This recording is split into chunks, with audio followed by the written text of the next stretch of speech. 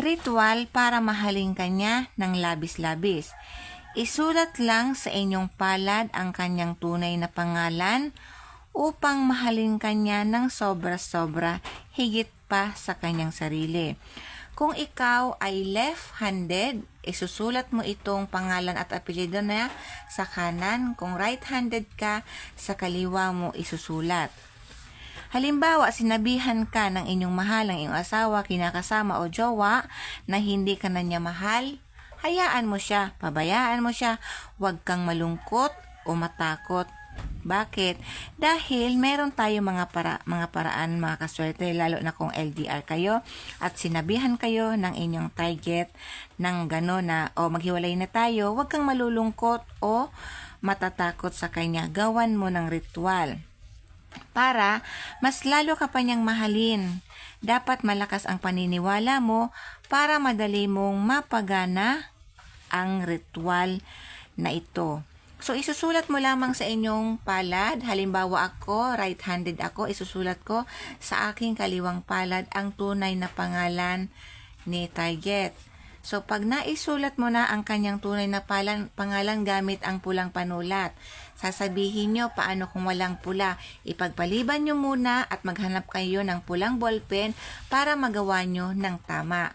Kasi pula lang po ang gagamitin natin ditong panulat. Pwedeng pentel pen, ballpen, basta pula. Pwedeng marker, basta pula po ang ating isusulat. Pagkatapos ay tiklupin mo na ang inyong palad. I-close mo na ang inyong palad at ibulong sa isip mo.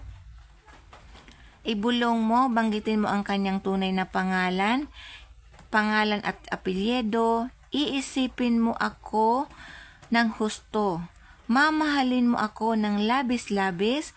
Ipaparamdam mo sa akin kung gaano mo ako kamahal. At gaano ako kaimportante. Sabihin mo ito habang nakapikit para mabalisa siya. Sasabihin mo itong spell habang nakapikit ka para mabalisa siya, kakaisip sa'yo.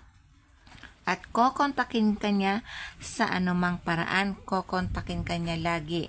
Habang nakatikop ang iyong kamay, banggitin mo yung spell. Habang nakapikit, gawin mo ito araw-araw bago ka matulog sa gabi o sa araw, mga kaswerte. Halimbawa, ang trabaho mo ay panggabi ka, bago ka matulog sa umaga,